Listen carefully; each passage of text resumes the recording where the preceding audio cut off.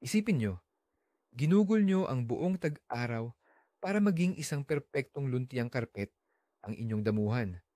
At pagsapit ng Setyembre, isang pagkakamali lang sa pag-aalaga ay maaaring sumira sa lahat ng inyong pinaghirapan. Pagsapit ng tagsibol, sa halip na makakita ng sariwang damo, mapanganib na ang makita nyo lang ay kaawa-awang kalbong bahagi at damong ligaw. Ngayon, pag-uusapan natin ang pinakamapanlinlang na pagkakamali sa pag-aalaga ng damuhan sa taglagas, ang maling paggupit. At sasabihin ko sa inyo kung bakit ang pagnanais na pagandahin bago sumapit ang taglamig ay maaaring literal na pumatay sa inyong damuhan. Panoorin nyo ito hanggang sa dulo at malalaman nyo kung paano makakatulong ang isang simpleng pamamaraan para salubungin ang tagsibol na may luntiyang damuhan at hindi sakit ng ulo. Kaya, Setyembre na. Para sa marami, ito ang panahon ng pangkalahatang paglilinis sa bakuran. Tila luhikal na ayusin ang lahat bago ang mahabang taglamig, kasama na ang damuhan.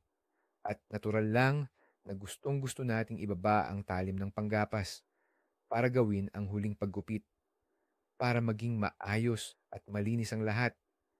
Pero dito, nakakalimutan natin ang pinakamahalaga.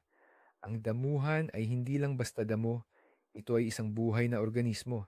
At sa Setyembre, hindi ito namamatay, kundi aktibong naghahanda para sa matinding pagsubok, ang taglamig. Binabago nito ang lahat ng proseso nito para makaligtas sa lamig. At ang ating tungkulin ay tulungan ito, hindi gambalain. Kaya, simulan natin sa pinakaumpisa, sa sikolohiya ng hardinero. Sigurado akong marami sa inyo ang makakarelate dito. Heto na, Setyembre. Malapit nang matapos ang panahon. At sa isip, pumapasok ang paulit-ulit na kaisipan. Kailangan kong ayusin ang lahat ng perpekto bago dumating ang taglamig. Nililinis natin ang mga dahon, pinuputulan ng mga sanga, at syempre, tinitingnan ng ating damuhan. Kung saan namang umaabot ang kamay sa regulator ng taas sa lawnmower para ibaba ito sa pinakamababang setting. Bumubulong ang panloob na boses. Sige, gawin natin ang huling gupit, pero yung talagang kalbo, halos wala nang matira para pagdating ng tagsibol, wala nang dilaw at tuyong damo para mukhang maayos at malinis ang bakuran hanggang sa bumagsak ang yelo. Ang kagustuhang tapusin ang panahon ng maganda at maglagay ng tuldok ay naiintindihan ng bawat isa. Parang ito ang pinakalohikal at tamang desisyon. Pero heto ang kabalintunaan. Ang lohikang ito, ang paghahangad sa pagiging perpekto, ang pinakamalaking bitag na kinabibilangan maging ng mga bihasang hardinero. Iniisip nating ginagawa natin ng mabuti ang damuhan, na parang ginagawa natin itong pabor. Pero sa katotohanan, sa sarili nating mga kamay, inihahanda natin ang lupa para sa mga problema nito pagdating ng tagsibol. Ang huling, super iksi na paggupit na ito, hindi ito ang pangwakas na tanda ng pag-aalaga, kundi isang tiket sa walang balikan na patungo sa mga kalbong bahagi, sakit at mahinang damuhan. Ngayon, subukan nating kalimutan sandali ang ating mga kagustuhan at tingnan ang sitwasyon mula sa pananaw ng damo mismo. Para sa kanya, para sa iyong damuhan, ang matinding paggupit sa taglagas ay hindi lang simpleng abala. Ito ay matinding pagkabigla, isang tunay na stress. Para mas maintindihan natin, gumamit tayo ng isang simpleng paghahambing. Isipin mo ang isang marathon runner na buong taon naghanda para sa pinakamalaking karera ng kanyang buhay. Tapos, isang araw bago ang pagsisimula, kinuha ang lahat ng kanyang pagkain at tubig at pinilit siyang tumakbo ng lagpas sa kanyang limitasyon gamit lang ang kanyang panloob na reserba. Hindi ba't kalokohan? Well, ito mismo ang ginagawa mo sa iyong damuhan. Ang taglamig ay ang mismong marathon ng pagsubok para makaligtas, at ang maikling paggupit ay ang pag-alis ng lahat ng reserba bago pa man magsimula ang pagsubok na ito. Sa halip na tahimik na mag-ipon ng sustansya at ihanda ang kanyang sistema ng ugat para sa taglamig, ang damo ay napipilitang, sa gitna ng gulat, ibuhos ang lahat ng lakas nito para lang makaligtas dito at ngayon. Sinusubukan nitong magpatubo ng kahit kaunting berdeng bahagi para lang mapunan ang nawala. Ginagastos nito ang mahalagang enerhiya na dapat ay nakalaan para sa paghahanda sa taglamig, sa biglaang pagbawi at pagpapanumbalik. Bilang resulta, pagdating ng taglamig, ang iyong damuhan ay hindi malakas at handa, kundi pagod, ubos ang lakas, at mahina. Balikan natin sandali ang mga natutunan natin sa biology noong nasa eskwela pa tayo. Ang mga dahon ng damo ay hindi lang simpleng berdeng talim. Ito ang nagsisilbing pabrika nito ng enerhiya, parang sarili nitong solar panel. Sa pamamagitan ng mga dahong ito, sa proseso ng photosynthesis, ginagawa ng damo ang sikat ng araw na magiging pagkain at sustansya nito. Kapag tag-araw, sagana sa sikat ng araw at mahaba ang mga araw, kayang-kaya ng damuhan ang madalas na paggupit. Mabilis itong bumabalik sa dati. Ngunit pagdating ng taglagas, lubhang nagbabago ang sitwasyon. Umiiksi ang araw at humihina ang sikat ng araw. Kaya ang pagtatrabaho ng mga pabrikang ito ay nagiging kritikal. Bawat berdeng dahon, bawat sentimetro ng haba nito ay ginto ang katumbas. At kapag ginupit mo ang damo ng napakaikli gamit ang lawnmower na nakaset sa minimum, hindi mo lang ito pinapaiksi. Para kang gumagawa ng isang industrial sabotage. Para mo nang sinira ang lahat ng energy stations nito sa pinakamahalagang panahon. Inaalisan mo ang damuhan ng huling pagkakataon na makapag-imbak ng enerhiya bago ang mahaba, madilim at malamig na taglamig. Ito ay parang bago pa man mawalan ng kuryente. Sinira mo na ang lahat ng baterya at generator sa bahay. Ano nga ba itong mga sustansya na palagi nating binabanggit? Una sa lahat, ito ay ang mga asukal. Ito ang ginagawa ng damo sa pamamagitan ng photosynthesis at iniimbak sa mga ugat nito at sa pinakababang bahagi, malapit sa lupa. At dito, nakasalalay ang pangunahing sikreto para makaligtas sa taglamig. Sa taglagas, ang mga asukal na ito ay hindi lang basta pagkain para sa damo. Nagsisilbi silang natural na antifreeze. Oo, tama ang narinig ninyo. Tunay na antifreeze. Kapag mas mataas ang konsentrasyon ng asukal sa cellular sap ng halaman, mas bumababa ang freezing point nito. Ito ay simpleng batas ng physics. Dahil dito, nakakaya ng damo ang matinding lamig nang hindi nagiging yelo. Kapag masyado ninyong pinaikli ang paggupit ng damo, sinisira ninyo ang napakahalagang prosesong ito. Hindi nakakaipon ng sapat na antifreeze ang damuhan. At sa unang malalakas na yelo, ang tubig sa loob ng mga cells nito ay nagiging yelo. Bumubuo ng matatalim na kristal ng yelo. Ang mga kristal na ito ay literal na pumupunit sa mga cell wall mula sa loob. Ito ang pisikal na pagkasira ng damo sa cellular level, kung saan hindi na ito makakabangon pa. Ngayon, pag-usapan natin ang isa sa mga pinakapopular at nakakapinsalang mito na paulit-ulit kong naririnig. Ang sabi ng mito, mas nakakatagal daw sa malamig na panahon ang maikling damuhan dahil kapag mahaba, madali itong mabulok at masira. Ang mitong ito ay isinasalin dila at tila naman ay napakaluhikal. Ngunit sa katotohanan, kabaligtaran ang lahat. Sige, isipin natin, ano ba talaga ang ibig sabihin ng pagkabulok at pagkasira sa damuhan? Ito ay nangyayari kapag kumikilos ang mga fungi at bakterya sa sobrang basa at kulang sa hangin na kapaligiran. Kaya, ang pinakamadaling tamaan ng ganitong problema ay hindi ang malakas at matayog na damuhan, kundi ang damuhang mahina na, yung mismong pinutol mo ng maikli at inalisan mo ng sapat na sustansya. Wala itong sapat na panlaban at lakas upang lumaban sa mga sakit. Samantala, ang malakas na damo na may sapat na reserba ng nutrisyon ay mas matagumpay na nakakalaban sa impeksyon ng fungi. Kaya pala, sa pag-iwas sa isang haka-hakang problema ng pagkabulok at pagkasira, tayo pa mismo ang lumilikha ng perpektong kondisyon para kumalat ang tunay na sakit na nagiging dahilan upang maging madaling biktima ang ating damuhan sa anumang uri ng impeksyon o karamdaman. Pagdating sa proteksyon, muli nating tingnan ang damo, pero sa pagkakataong ito, hindi bilang individual na halaman, kundi bilang isang buong balabal, isang natural na karpet. Ang mas mahabang damo na hinahayaan nating lumago bago sumapit ang taglamig ay may isa pang napakahalagang silbi. Lumilikha ito ng isang natural na patong ng hangin sa ibabaw ng lupa.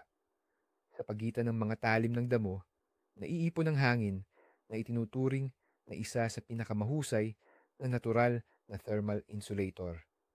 Ito ang nagsisilbing maliit, ngunit napaka-epektibong insulator o pantakip-init para sa pinakamahinang bahagi ng damuhan, ang sistema ng ugat nito, o mas tiyak, ang buhol ng pagtubo, ang mismong punto kung saan tumutubo ang damo. Ang patong ng hangin na ito ay sumasangga sa biglaang pagbabago ng temperatura.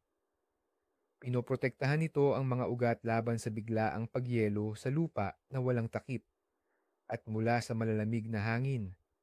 Ang damuhang maikling ginupitan ay nawawalan ng ganitong natural na proteksyon. Ang sistema ng ugat nito ay direktang nalalantad sa matinding lamig, malakas na hangin at yelo, para itong lumabas sa labis na kalamigan nang walang suot na sombrero at scarf. Ang tsansang masira o mamatay dahil sa lamig ay labis na tumataas. Kaya, naiwan natin ang ating damuhan na maikli, mahina at walang proteksyon. Ano kaya ang sasalubong sa atin pagdating ng tagsibol? Ang aasahan natin ay mga hindi inaasahang bisita. Ang pinakakaraniwan at pinakamasama sa mga ito ay ang tinatawag na snow mold or fusarium. Ito ay isang sakit na dulot ng fungus na gustong-gustong lumago sa ilalim mismo ng nyebe, sa malamig at basang kapaligiran. Ang mainam na lugar para rito ay ang mahina, sobrang nabigyan ng nitrogen na pataba at sobrang putol na damuhan. Pagdating ng tagsibol, kapag natunaw na ang nyebe, makikita mo sa iyong damuhan ang isang nakalulungkot na tanawin. Nakakalat sa buong damuhan ang mga pangit na batik ng pinagsamasamang patay na damo na nababalutan ng abuhing o rosas na sapot na parang bahay ng gagamba. Ito mismo ang mga bakas ng pagkalat ng snow mold. Ang mga batik na ito ay maaaring maliit lang o magsama-sama para bumuo ng malalaking kalbong bahagi. At kung gaano kahina ang damuhan noong taglagas, ganoon din kalawak ang pinsalang mararanasan. Pagdating ng tagsibol, isipin na lang ang sitwasyon na ito. Abril o Mayo, nagigising ang buong paligid, nagiging luntian, at tila'y nagpapasasa sa buhay. Namumulaklak ang mga unang bulaklak at nagsusulputan ang mga dahon sa puno. Subalit ang inyong damuhan na siyang ipinagmamalaki mo, imbis na luntiang-lunti at masigla, ay nababalot ng mga nakakasukang kulay abong patse ng patay at nabubulok na damo. Hindi ito magandang tingnan. Sa madaling sabi, higit pa ito sa problema sa paningin. Ito ay senyales na ang damuhan ay malubhang may sakit at hindi basta-basta mawawala ang mga patse na yan. Kailangan mong gumastos ng maraming oras, lakas at pera para buhayin ulit ang damuhan. Kailangan mong suklayin ang patay na damo, gamitan ng fungicide para mapigilan ang pagkalat ng sakit at pagkatapos ay magtanim ng bagong buto sa mga kalbong bahagi. Kaya, Sa halip na magsaya sa tagsibol, abala ka sa pag-rescue sa damuhan mo, itinatama ang maling diskarte sa isang beses lang na pagtabas noong taglagas. Kahit paswertihin ang iyong damuhan at makaligtas sa malawakang impeksyon ng snow mold, huwag ka munang magpakampante.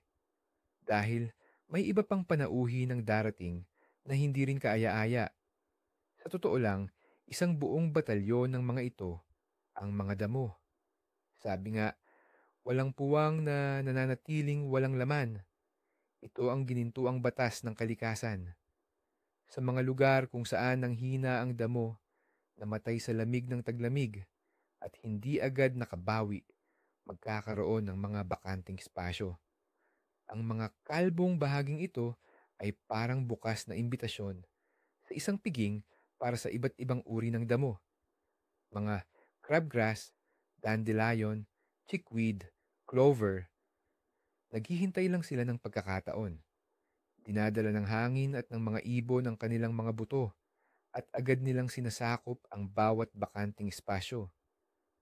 Mayroon silang malalakas na ugat at matinding pagkauhaw sa buhay. At habang nagsisikap bumangon ang iyong nanghinang damuhan, mabilis na sasakupin ng mga damo ang buong teritoryo. Sa huli, pagdating ng tagsibol, hindi isang siksik at luntiang karpet ang iyong matatagpuan, kundi isang makulay na larangan ng digmaan, kung saan ang inyong damuhan ay desperadong nakikipaglaban para mabuhay laban sa matatapang at agresibong mananakop. Kaya, ano nga ba ang perpektong taas? Matapos ang lahat ng pinag-usapan, ito ang pinakamahalagang tanong. Kung masyadong ikli ang gupit, masama. Pero, ang iwanan namang mataas ang damo na yuyuko sa bigat ng niebe at mabubulok ay hindi rin maganda. Mayroong isang gintong gitna na pinatunayan na ng maraming taon at karanasan ng libu-libong hardinero. Tandaan ang simpleng panuntunang ito para sa huling paggupit bago ang taglamig. Ang layunin mo ay iwanan ng damo sa taas na humigit kumulang 5 to 7 sentimetro. Bakit ganoon katataas? Ito ang tamang balanse. Ang taas na ito sa isang banda ay hindi na sapat para humapay ang damo sa bigat ng niebe at mabulok. At sa kabilang banda, sapat naman ito para magpatuloy ang photosynthesis, maipon ang sustansya at makalikha ng protektibong air cushion para sa ugat. Ito ang parang panlamig na damit ng iyong damuhan. Hindi gaanong manipis, pero hindi rin masyadong makapal. Ang taas na 17 sentimetro ang magbibigay sa damuhan ng pinakamalaking pagkakataon para sa matagumpay at malusog na pagdaan ng taglamig. Ngayon, pag-usapan natin ang mismong pamamaraan. Dito, may pangunahing prinsipyo sa pagputol ng damo na mahalaga hindi lang tuwing taglagas, kundi sa buong taon. Tandaan ito ng mabuti. Sa isang pagputol, huwag lalampas sa isang katlo. 1/3 ng kabuuang taas ng damo ang putulin. Ito ang patakaran. Kung lalabagin mo ito, magiging stressed ang damo kahit pa sa tag-init. At sa taglagas, nagiging mas kritikal ang panuntunang ito. Ano ang ibig sabihin nito sa praktika? Halimbawa, umabot na sa 10 to 20 sentimetro ang taas ng iyong damuhan. Huwag mong ibababa agad ang talim ng mower sa 6 to sentimetro at tapusin ang lahat sa isang pasada. Magiging shock iyan sa damo. Ang tamang gawin ay ganito. Una, gupitin ito sa taas na humigit kumulang 8 to 12 sentimetro. Maghintay ng ilang araw, hayaang makabawi ang damo. At pagkatapos lamang nito, saka mo isagawa ang pangalawa at huling pagputol na itatakda ang talim sa target na taas na 6 sentimetro. Oo, kailangan nito ng kaunting dagdag na oras. Ngunit ang dalawang hakbang na paggugupit na ito ay pinakamahusay at pinakaligtas para sa iyong damuhan. Sige, napag-usapan na natin ang tamang taas ng damo. Ngunit kailan nga ba ang eksaktong panahon para sa huling paggupit ng damo ngayong season? Mahaba ang Setyembre at pabago-bago ang panahon dito. Dapat bang gupitin sa sa simula ng buwan o hintayin pa hanggang Oktubre? Hindi mo kailangang manghula o tumingin sa kalendaryo. Ang dapat pagbasehan ay ang panahon at ang kilos mismo ng damuhan. Ang pangunahing tanda ay ang pagtigil ng aktibong paglaki ng damo. Nangyayari ito kapag ang average na temperatura sa hangin ay tuloy-tuloy na bumaba sa positibong 5 degrees Celsius.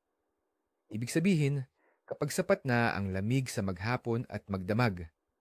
Sa puntong ito, bumabagal ang lahat ng proseso ng damo at naghahanda ito para sa pananahimik. Kaya naman, ito na ang mainam na panahon para sa huling paggupit ng damuhan. Masyadong maaga ang paggupit kung mainit pa dahil magtutulak ito ng bagong tubo at magpapahina sa damuhan. Masyadong huli naman kung ang damo ay halos nagyelo na ay maaaring makasira rito. Kaya bantayan ng maigi ang thermometer at huwag magmadali. Kaya kung maaga pa para maggupit, ano nga ba ang dapat gawin sa buong Setyembre? Uupo lang ba at maghihintay? Aba, hindi naman. Sa totoo lang, ang Setyembre ang pinakamagandang panahon para gawin ang mga importanteng paghahanda na magiging pundasyon ng malusog mong damuhan para sa susunod na taon. At ang paggugupit ng maikli ay hindi kasama sa mga ito. Sa panahong ito, kailangan nating tutukan hindi ang ibabaw, kundi ang mga ugat. At ang pinakaunang gawain na dapat nating bigyan ng pansin ay ang aeration. Lalo na kung ang iyong damuhan ay sumikip o namuo ngayong tag-init, madalas itong nadadaanan. O kung ang lupa mo ay mabigat at malagkit. Sa esensya, ang aeration ay ang pagbutas-butas sa lupa ng iyong damuhan. Magagawa ito gamit ang pangkaraniwang tinidor na panghardin sa pamamagitan lamang ng pagbaon sa lalim na may na sentimetro o kaya ay gamit ang isang espesyal na aerator. Ano ang benepisyo nito? Sinasira nito ang siksik na ibabaw ng lupa at nagbubukas ng daan para sa hangin, tubig at mga sustansya na direktang makarating sa mga ugat. Ang sistema ng ugat ay nagsisimulang huminga, mas mahusay na sumipsip ng sustansya at mas aktibong lumago. Kaya ito ay nagiging malakas at handang-handa para sa pagsubok ng taglamig. Ang susunod na hakbang na mahalagang kasabay ng aerasyon ay ang tamang pagpapataba sa taglagas. At dito naman nagtatago ang isa pang karaniwan at lubhang mapanganib na pagkakamali.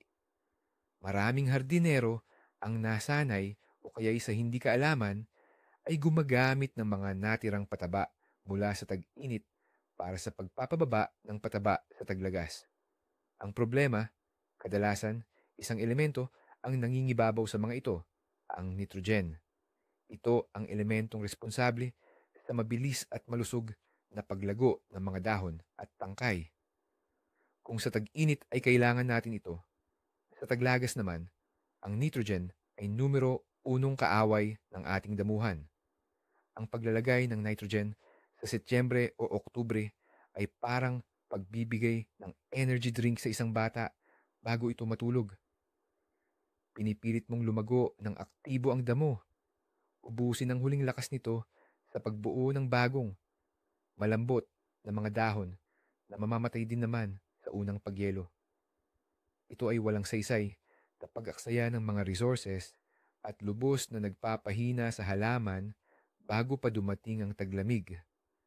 Kaya tandaan, huwag na huwag gumamit ng patabang may nitrogen sa taglagas. Kaya, ano nga ba ang dapat ipakain sa damuhan? Kung ang nitrogen ay hindi na nararapat, anong mga sustansya ang talagang kailangan ng damuhan pagdating ng taglagas? Ang kailangan nito ay dalawa pang mahalagang macroelement, ang phosphorus at potassium. Sila ang may pangunahing papel sa paghahanda ng damuhan para sa taglamig. Ang phosphorus ay nagtataguyod ng paglago at pagpapalakas ng sistema ng ugat ng damuhan. At ang malalakas at malalalim na ugat na ito ang susi sa matagumpay nitong paglampas sa taglamig at sa mabilis na pagsisimula nito pagdating ng tagsibol. Samantala, ang potassium naman ang responsable sa pangkalahatang kalusugan at resistensya ng halaman. Pinatataas nito ang pagiging matatag ng damo laban sa mga sakit, tagtuyot at pinakamahalaga sa lahat, sa matinding lamig. Tumutulong din ang potassium na mag-imbak ng mga asukal sa mga selula na nagsisilbing panlaban sa lamig. Kaya naman, humanap sa mga tindahan ng pataba na may espesyal na label na pangtaglagas o autumn formula. Sa formula ng mga ito, ang nilalaman ng nitrogen, N, ay halos wala o minimal lamang, habang ang dami ng phosphorus, P, at potassium, K, naman ay sadyang mas mataas.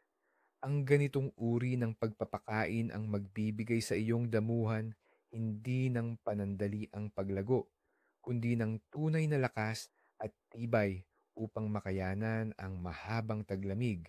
Pagdating naman sa pagdidilig, iba na ang takbo nito sa taglagas kumpara sa tag-init. Kung sanay tayong madalas at marami magdilig ng damo tuwing tag-araw, kailangan itong baguhin pagdating ng mas malamig na panahon dahil sa pagbaba ng sikat ng araw at paglamig ng temperatura, bumababa ng malaki ang pagsingaw ng tubig mula sa lupa at dahon. Nababawasan din ang pangangailangan ng damo sa tubig. Ang sobrang pagdidilig, lalo na sa buwan ng Setyembre at Oktubre, ay maaaring magdulot ng masamang epekto. Ang laging basa at sobrang nababasa na lupa, lalo na kung malamig ang panahon, ay perpektong lugar para kumalat ang bulok at iba't ibang uri ng sakit na dulot ng fungi.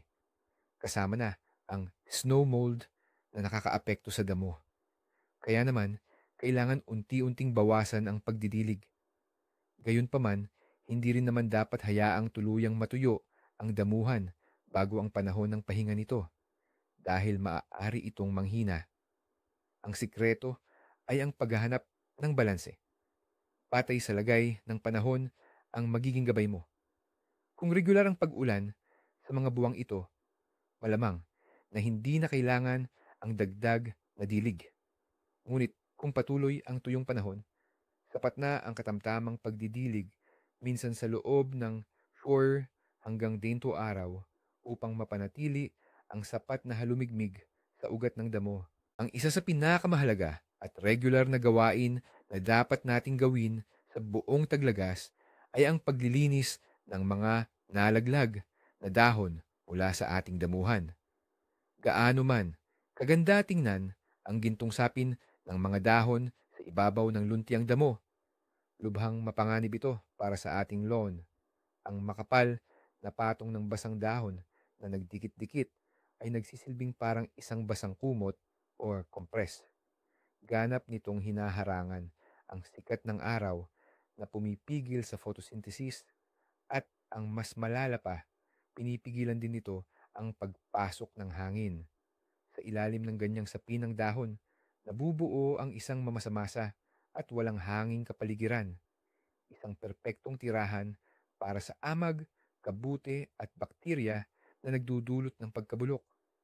Ang damo sa ilalim nito ay nagsisimulang mabulok, manilaw at tuluyang mamatay. Kaya naman, kumuha na ng rake o blower, panghardin at maging masigasig sa paglilinis. Lalong mahalaga na gawin ang huling at masusing paglilinis ng mga dahon bago pa man bumagsak ang nyebe upang ang damuhan ay pumasok sa taglamig na malinis at makahinga ng malaya kahit pa natatakpan na ito ng nyebe. Ang Setyembre ay hindi lang panahon para maghanda sa taglamig, kundi perpektong oras din para sa pagpapaganda ng inyong hardin. Kung nitong tag-init nagkaroon ng manipis na bahagi, napakaraming nadadaanan or kalbo na lugar ang inyong damuhan, huwag nang ipagpaliban ang pagpapagaling nito sa tagsibol. Ang simula ng taglagas ang pinakamainam na panahon para magtanim muli ng damo sa inyong hardin. Bakit kaya? Mainit pa ang lupa, pero wala na ang nakakapagod na init ng tag-init. Ang mga ulan tuwing taglagas ay nagsisilbing natural na dilig at ang mga damo ay hindi nagaanong aktibo tulad ng tagsibol at tag-init. Ang mga binhing itinanim sa Setyembre ay hindi lang sisibol, kundi magkakaroon din ng sapat na panahon para kumapit ng husto at lumakas bago dumating ang matinding lamig. Sa tagsibol, ang mga batang damo ay isa sa mga unang sisibol at pagdating ng simula ng tag-init, ang inyong damuhan ay magiging parang isang buong, makapal at pantay na karpet na walang anumang depekto. Ang mahalaga, huwag nang ipagpaliban ang pagtatanim hanggang Oktubre para magkaroon ang mga binhi ng hindi bababa sa 3 hanggang 4 na linggo ng mainit na panahon para lumago. At bago tayo magtapos sa seksyong ito, huwag kayong matakot kung ang inyong damuhan ay pumasok sa taglamig ng medyo mahaba at hindi gaanong trim. Iwasan ang pagiging perpekto, ang paghahangad ng napakakinis at napakaikling gupit sa damuhan tuwing taglagas. Sa ngayon, ang inyong layunin ay hindi ang panlabas na ganda, kundi ang panloob na kalusugan at lakas ng damuhan. Ang damuhang ito na medyo mahaba, mga 5 hanggang 7 sentimetro, ngunit matibay at puno ng sustansya. Ito ay hindi tanda ng katamaran o kapabayaan. Sa katunayan, ito ay patunay ng inyong kaalaman at husay bilang isang hardinero. Ito ang itsura ng isang malusog, matibay na organismo na handang-handa sa mga hamon na darating. Tandaan, ang perpektong kinis at maikling gupit sa damuhan tuwing taglagas ay inyong kaaway, hindi kaibigan. Ang malusog na haba ng damuhan ang magsisiguro na pagdating ng tagsibol, hindi ninyo gugugulin ang oras sa pagpapanumbalik nito, kundi sa pagtamasa lamang ng sariwa nitong berdeng ganda. Ngayon, isipin natin ang pinakamasamang sitwasyon, isang sitwasyon na sa kasamaang palad ay madalas mangyari. Ito ang garantisadong resipe ng kapahamakan para sa iyong damuhan. Sa pagtatapos ng Setyembre, puputulan mo ito ng halos wala nang matira. Halos maubos ang buong lakas nito. Pagkatapos, nang hindi mo nalalaman, ilalagay mo ang natirang summer fertilizer na mataas sa nitrogen na magpapapilit dito na mag-aksaya ng enerhiya sa paglaki ng hindi kinakailangan. At bilang panghuli, tatakpan mo ito ng makapal at basang kumot ng mga nalaglag na dahon na lumilikha ng parang greenhouse na kondisyon. Pagdating ng tagsibol, tiyak na sasalubungin ka ng isang mahina, may sakit na damuhan na puro kalbo, tinamaan ng snow mold at mabilis na kinakain ng mga damo. Hindi lang ito basta pagkakamali. Ito ay isang buong knockout para sa iyong damuhan. Ang pangunahing aral mula rito ay napakasimple. Sa Setyembre, hindi natin pinapatulog ang damuhan para sa taglamig. Pagkus ay tinutulungan natin itong mag-ipon ng lakas para sa mahabang pahinga. Ang iyong misyon ay hindi ang pagandahin lang ang labas, kundi ang palakasin ito mula sa loob. Tandaan ang 3 simpleng hakbang. Gupitin ng mas mataas kaysa sa tag-init. Bigyan ng espesyal na pataba sa taglagas na may potassium at phosphorus. At linisin agad ang mga nalaglag na dahon. Ang mga hakbang na ito at hindi ang sobrang ikling gupit ang magiging susi sa isang maganda, malusog at berdeng-berdeng damuhan sa susunod na tagsibol. Salamat sa panonood ng video na ito hanggang dulo. Sana ay naging kapaki-pakinabang ito para sa inyo. Kung gayon, huwag kalimutang mag-like at mag-subscribe sa channel para hindi mapalampas ang mga bagong tips. Ngayon, may tanong ako para sa inyo. Anong mga pagkakamali ang nagawa ninyo sa pag-aalaga ng damuhan tuwing taglagas? O baka mayroon kayong sariling subok na sikreto sa paghahanda ng damuhan para sa taglamig? Ibahagi ang inyong karanasan sa mga komento, pag-usapan natin